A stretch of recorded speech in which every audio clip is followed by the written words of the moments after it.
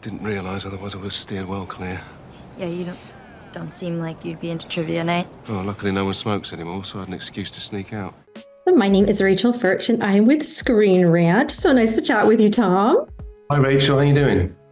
Good, thank you. Well, to start off, I know that you and Megan are married in real life and you've worked together before, but how was getting a chance to collaborate with her on this specific project?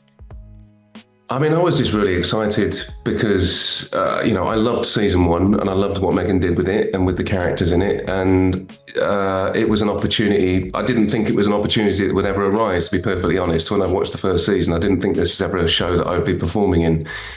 But when she came to me and said that she'd had this idea for this character in the second season and would I think about playing him, I was really excited to, have more to do with it because we worked together before, but it was nowhere, it wasn't as prevalent a character in the show, and certainly not of this nature. So it was something that collaborating with her is something that I will always want to do.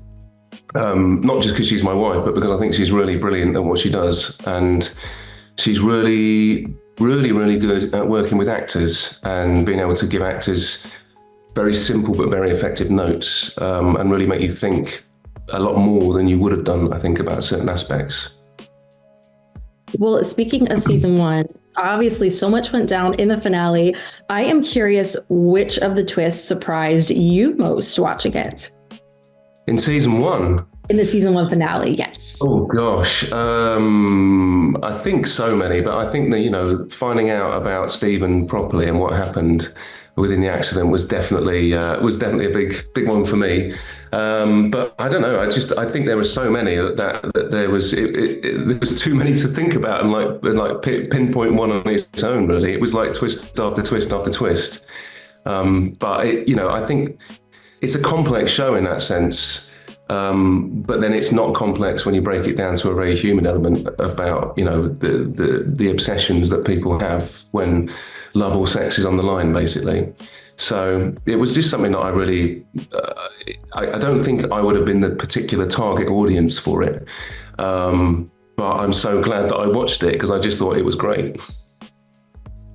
Well, we don't know too much about your character. We know he's a professor at the college, but what else can you share about him in the role that he's going to play in season two? I think, Oliver is portrayed as a hard taskmaster on and people are timid by him. But he's quite an ambiguous character. He doesn't give a lot away. So, I think there are things that will surprise people about him once you get to know him a bit more through Bree. But he's someone who keeps his cards very close to his chest. And for me, playing that sort of character was quite new territory for me. I've been playing quite sort of open, warm characters, I guess, over the last few years. And to play someone who's so secretive and so sort of quietly nuanced in certain ways, there's an ambiguity about him that I really found quite fascinating. Well, there are always obviously changes from script to screen. So I'm curious how your character evolved as you started filming. I mean, were there any nuances that you added or things you discovered the more that you were in this character's shoes? I think there were things that I was fighting naturally. I think I have, or been told that I have, one of my qualities is I have a sort of generic warmth about me. And I found it quite challenging to switch that off, basically. But I think that was part of, what was important about Oliver is that he doesn't give too much away, he doesn't let too much in. And those were things that we sort of stumbled across along the way. And so, yeah, that was basically, I think, the biggest challenge for me, to be honest, was to kind of switch off my instincts and allow myself to sort of get colder. Well, out of all the episodes this season, I am curious if there is one that you are looking forward to fans seeing most. Is there one that is really going to leave them on the edge of their seats? There's a couple of episodes that I really love. There's episode 6, the Thanksgiving episode. which is just a really kind of like sort of standalone episode, as it were.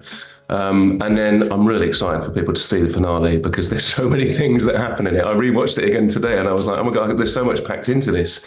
But it's like relentless gut punches that keep coming. I mean, after the last finale, I can't even imagine. Like, I know. Well, I think Megan's really outdone herself on this one. Awesome. Well, it looks like that is about my time today, but thank you so much for chatting with me, Tom. It was great to speak with you. Thank you, Rachel. Appreciate it. Is that a normal tactic for you then? Acting more helpless than you actually are? Some men respond better to little girls. That's very sick.